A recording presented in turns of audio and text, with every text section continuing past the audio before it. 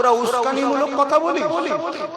দেখলেন না এক শয়তান বলছে আগামী কাল আবার জুম্মা, মসজিদে যেন উস্কানিমূলক বক্তব্য না হয়।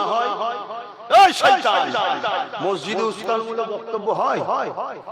মাথা গরম করবেন না।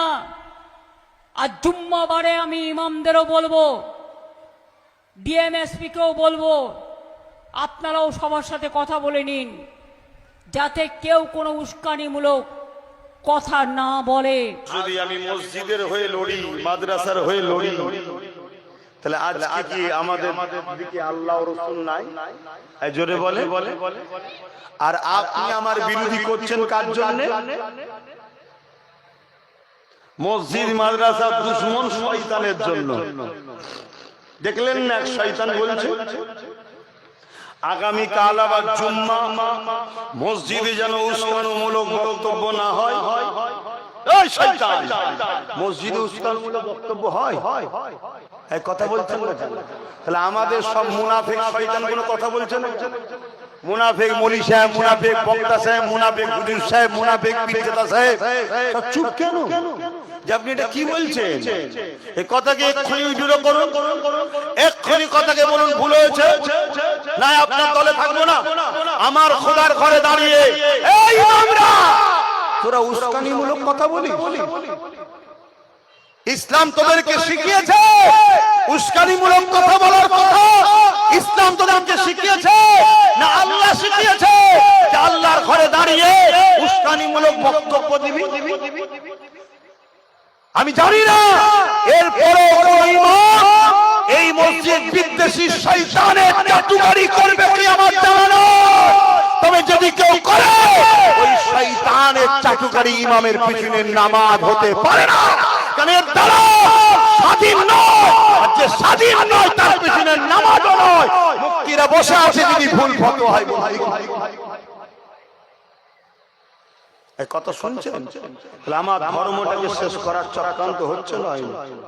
এবার তো মসজিদগুলো টার্গেট হবে, মসজিদের মধ্যে বলবে ক্যাম্প হবে, ইমাম কি বক্তব্য দেয় শোনা হবে। কেন? উস্কানিমূলক বক্তব্য হয়।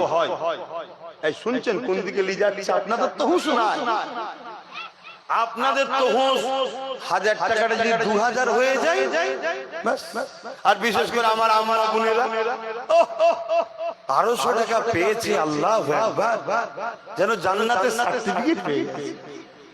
হ্যাঁ, আর অথচ সব থেকে নাম বেশি বাদ মায়েদের। একটা জায়গায় দেখছি শয়তান বলছে হাত তুলে দেখাও তো কার কার নাম নেই, দেখি সব হাত তুলে দিয়েছে। কি হবে?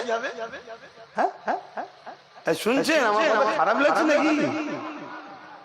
খুব যদি খারাপ লাগে তাহলে দুটো রাস্তা আছে, এক আমায় নিয়ে আসবেন না, আর নাই আসবেন না, যেমন অনেকে আসে। আমি বাপ আল্লাহর সৃষ্টি, আল্লাহর নবীর গোলাম। কত শুনছেন? ও পৃথিবীর বাকি কাউকে আমি চারানা দানা দেব, কি করবি সর্বোচ্চ মেরে ফেলবি, তাই তো নাকি? ও যেদিন মরণ যেদিন আছে সেদিনই হবে, একদিন আগেও পারবি না, একদিন পরেও পারবি। ও নিয়ে কখনো টেনশন করিনি মরণ নিয়ে, কেন রাসূলুল্লাহ বলে আখিরি জামানে আমার উম্মত মার খাবে, কারণ হলো মৃত্যুকে ভয় করবে, আল্লাহকে নয়। তো মৃত্যুর ভয় করলে মার খেতে হবে, যেমন আজকে মার খেতে হচ্ছে আমার জাতকে। দ্বিতীয় নম্বর, রাসূলুল্লাহ বললেন লুবি হবে। ব্যক্তিগত জীবনের জন্য কখনো আমি ভাবি না যে আমার কি হবে, খাওয়া কি হবে, থাকবো কি, ঘর কি হবে, এসব ভাবি না। ও আমার আল্লাহ আছে। হ্যাঁ, আমি একটু হাত টাত পাতি, লোককে বুঝাই, 1000 বার বুঝাই, ওটা আমার জন্য নয়। আমার সমাজের এতিম, গরিব, অসহায়, গরিব দুঃখী মানুষদের পড়াশোনার জন্য মাদ্রাসা বলুন, নলেজ সিটি করছি, তার জন্য লোককে বুঝায়। আমার কি দরকার? আল্লাহ আমাকে এমন একটা ঘরে, এমন একটা রক্তে দিয়ে পাঠিয়েছে, আর আলহামদুলিল্লাহ শুধু ঘর রক্ত বলবো না, এখন ঘর রক্ত সব বিগড়ে যাচ্ছে। আমি সেই লাইনে আছি আলহামদুলিল্লাহ।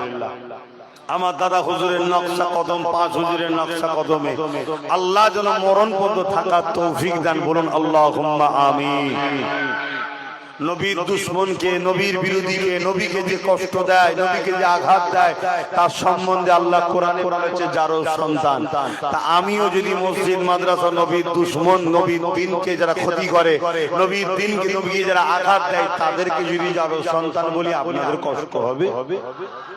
একটু হ্যাঁ কি না বলেন। কষ্ট হলে জানবেন আপনারও কিছু সমস্যা নেই তো। কেন ওই কাতারে যাচ্ছেন কেন? কথা মাথায় ঢুকছে না। আমি স্পষ্ট কথা বলা যে হঠাৎ করে আপনার কষ্ট হচ্ছে কেন?